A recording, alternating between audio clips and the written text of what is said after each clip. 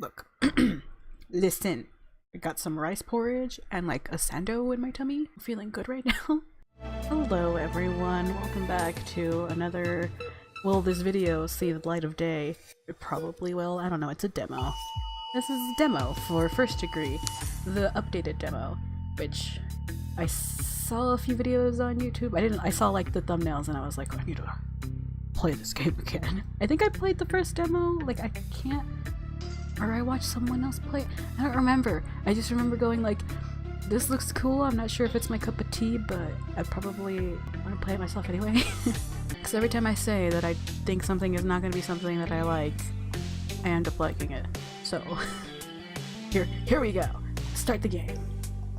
I'm sort of going in blind, sort of, a little bit, maybe I know a little more than, like, if you were going in blind. So I'm not going in blind. I'm lying to you. Sorry. I might skip this, but look at that sprite, it's so cute. Look at him, he's so adorable. Ray. Oh yeah, right, it's voiced. This is voiced.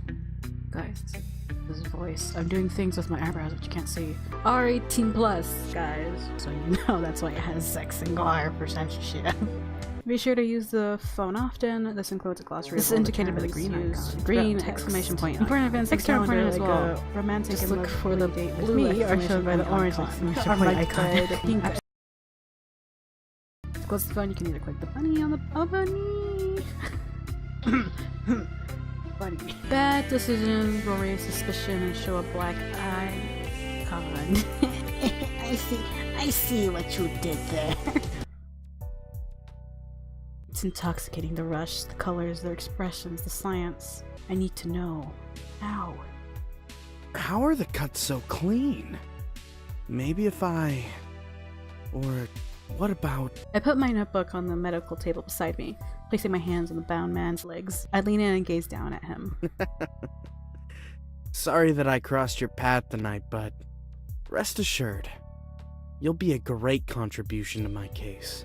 I retrieve a number 10 scalpel from the medical tray as my victim screams through his gag. His chest heaves with each strained breath. Thank you for your contribution, number 7. Jesus! It looks so good! Oh! I need to find the artist. Art. So good. I love it. Okay, start at the second rib down. Make a vertical incision to the fourth rib. Don't panic. Come on, you've done this 6 times already. Don't mess this part up. Repeat the same incisions in the muscle and expose the rib cage. Okay. So far, so... Ugh, sloppy cuts. He keeps squirming. You're already ruining my experiment. Stay still. Otherwise, you'll feel even more pain. What an annoyance. There's no way I'll be able to understand the doctor's way of killing at this rate. I get the basics, but how does he master such clean cuts? Stop moving! You're messing up my data! This amount of blood loss isn't concurrent with the expected loss from the doctor's cuts. Maybe it's my method. Shit. You're going to force me to speed up the process. Just my luck. I reach for the thing, the bone cutter, on the surgical table. My victim's blood dripping from my gloves onto the other pieces of equipment. Sedative won't help now that you've rushed me. I position the thing, disaster zone, and the man's muffled screams become louder as he attempts to shake free. Sweet dreams, my 7th failure. Please hold. I didn't get water and the only thing I have is like rice porridge, so... Detective Seal walks onto the scene, lifting the yellow tape and ducking beneath it. He furrows his brows, instantly recognizing the kill pattern. Hello, number 7. Damn. Hey, Ray! Hurry up, we don't have all day! Yeah, coming, old man. Inspecting my own work again. So boring. Left wrist dislocation. The midline of his chest cut down to his 4th rib. Thoracic cavity cut open and stitched closed. Heart potentially missing. A 2-centimeter gash on his sternocleidomastoid. Burn marks on his neck from a stun gun. You know I hate when you mumble. Oh, you know you hate my squint talk. That me. Oh god, I should have put my porridge there. A nickname for people in the field of science tend to squint when working. Oh. Yeah, but as your supervisor, I need to at least pretend like I'm listening. How about I just talk a little louder for you? Is it so difficult to just talk normally? Yes, because we didn't stop for breakfast. How old are you again? God, I love these two. You still owe me a breakfast sandwich. Don't forget. How could I possibly with your whining? Anyway, back to business. I'm gonna have to autopsy the victim to get any final results. At this point, all I can tell you is that the approximate time of death is between 7 and 8 hours ago. Cause of death is probably shock or blood loss. Age is around mid-40s. But, like I said, I'll need to autopsy him. Have them track down his heart and then bag him and take the poor bastard to my lab. Make sure it's just how I like it. Last time those idiots messed up. Jeez, you remind me of my wife. Huh? What did you say? What's that supposed to mean?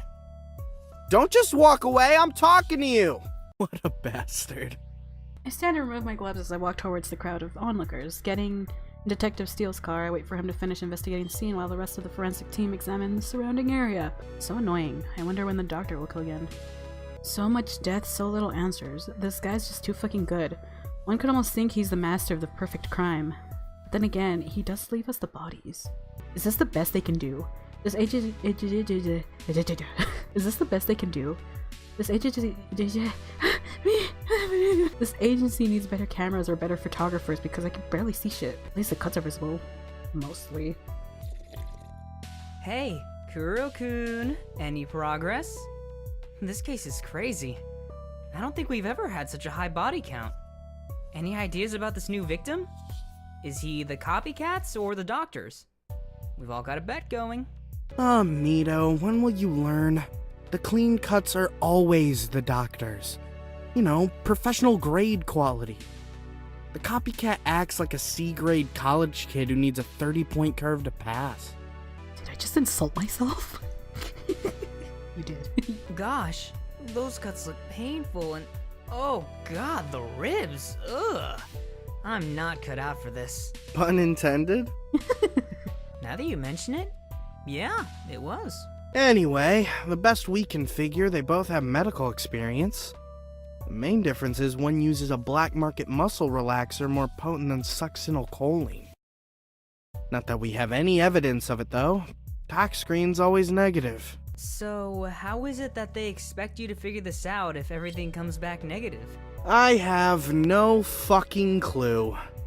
These desk jockeys can barely keep it together lately. That's about all I can tell you. Honestly, I'm just trying to figure out the methods myself at this point.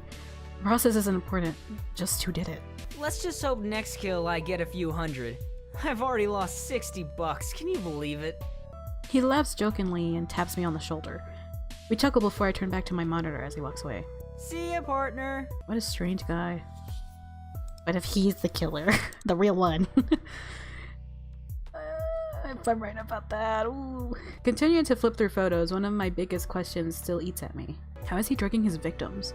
No punctures between the toes, none behind the ears or on the arms, and it's not as if you can just drink the stuff for the same results. Even if I could get my hands on it, I doubt my paycheck could cover the cost, and it's not like I fully understand how he uses the shit. Hello. Ah, this is so cute. Look at the cute little chippies. Ugh. Body's an autopsy. As you know, this is priority. Well, someone's happy to talk to me.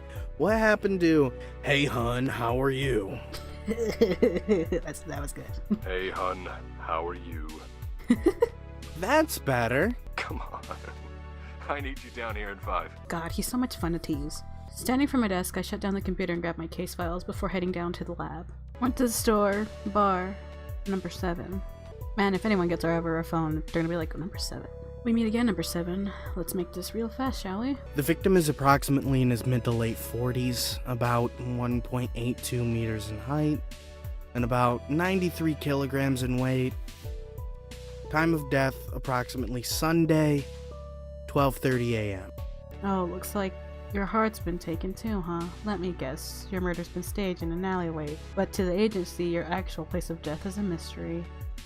The victim was probably conscious for the skin degloving and rib breakage, seen from the blood flow pre-mortem. The victim's heart was removed post-mortem, as blood flow seems to have decreased in the area. Cause of death is probable blood loss. This guy should take it easy on his liver. Everything's consistent so far. Pulling a hand out of his chest, a long string of syrupy blood follows and marks a trail down the victim's side. What's this? Oh, don't fucking tell me. Could that be... Great. Just fucking great. It's rare that my gloves tear for me 2 times less a condom, excuse. When it happened last night, I didn't think to look more closely for the missing tip. I never imagined that it would fall into the body. Shit, how should I cover my ass? Me. Running my hands back up the trail of blood, I catch the material on the surface of my glove as I pretend to reinvestigate a small part of the wound, playing it up just slightly for the camera. There's a camera. It was timed. I stressed. I thought I saw something. My mistake, I guess. Removing my hands, I discreetly use my thumb to hold the material in place for the rest of this autopsy. The more you say that word, the more it loses its meaning. Alright, that wasn't noticeable. I just need to dispose of the gloves, and everything will be fine. I should just conclude the autopsy for today. I draw the wounds on the male model I draw the wounds on the male model in the paper and file the cause of death as blood loss. Slipping my phone from my pocket, I dial Detective Steele's number to update him that I've finished for the day.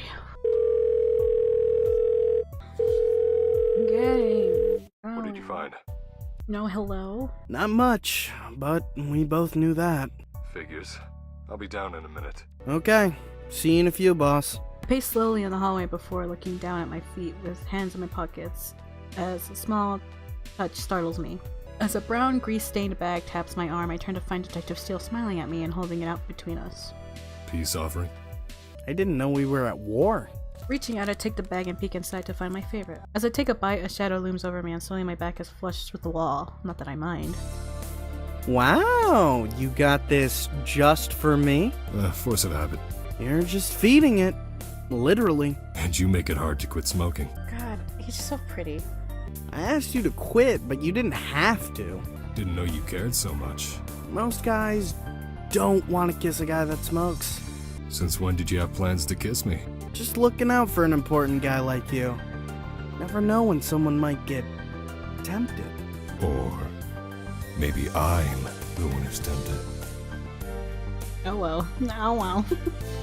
Detective Steele leans in and cups my chin in his hands. He stares at my mouth before shifting back to my eyes. I thought you were married. Ray! That has nothing to do with this. Detective Steele's thumb brushes my bottom lip as he leans in closer. Normally I wouldn't be so flustered at this older man coming onto me, but at his closeness, my lids get heavy and my head leans in. My heart picks up speed and I lick my lips in anticipation. You have a little something right here. Detective Steele catches a crumb of bread between his fingers and casually tosses it away. You're such a bastard. Is that why you wanted to meet me down here? He blush. I have absolutely no idea what you mean. You're my partner. Anything like that between us would be impossible. Well, things certainly seemed possible a couple seconds ago. God. Looks like you got a bit of an imagination. Did you want something to happen? I push it from the wall and walk away from him. Have to hide my frustration and have to regain my control over the situation. No way I'm dating an old man. You were ready to. You should give us old men a try sometime. Some can share a world of experience. Please stop. Stop right there. Wee woo. If you haven't noticed, it says in my file that I'm a very responsible and very mature employee who would never screw his boss. Wee woo. Yeah, you say that now.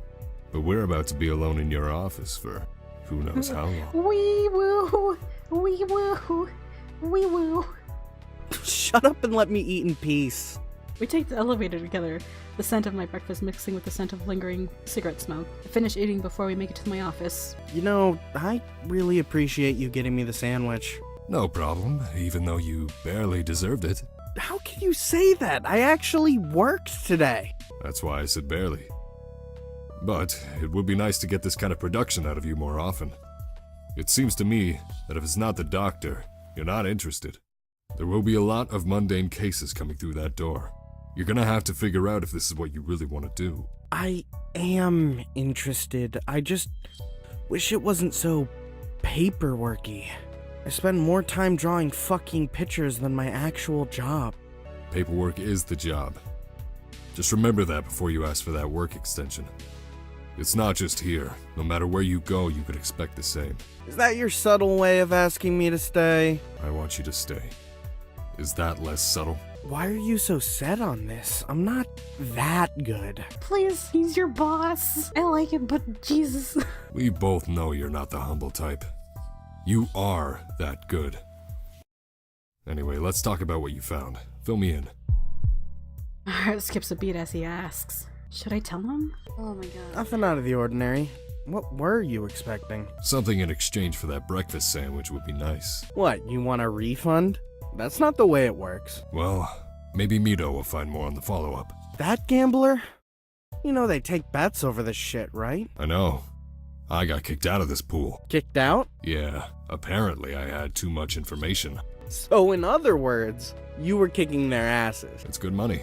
Not that I need it, or that it's totally ethical betting on the dead. Which is why I wouldn't expect it from you. Gotta do something to keep yourself sane. You know, your shift's almost over.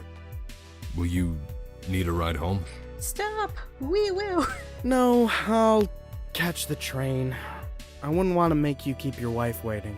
God, he's married too, I forgot! At the mention, he looks away and suddenly you know you're doing bad, boy. At the mention, he looks away and subtly, I know how to say it in my head, I can't say it out loud. Plays with the band on his finger before shoving both pockets in his hands. Before shoving both his hands in his pockets. I'm usually here till midnight.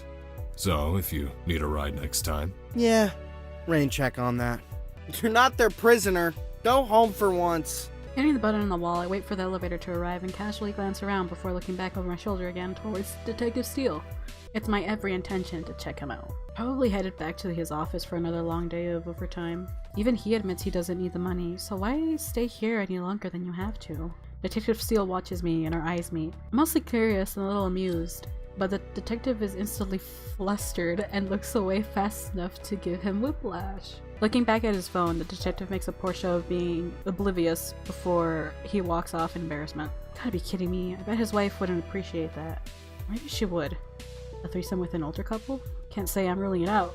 I love him. I smile to myself and feel both confident and thrilled that I caught myself a stiff, stoic, hard-ass boss doing something considerably out of character. I would have expected that kind of attention from one of my patrons at the bar, or even one of the younger officers. I'm on to you, detective. Finally, home.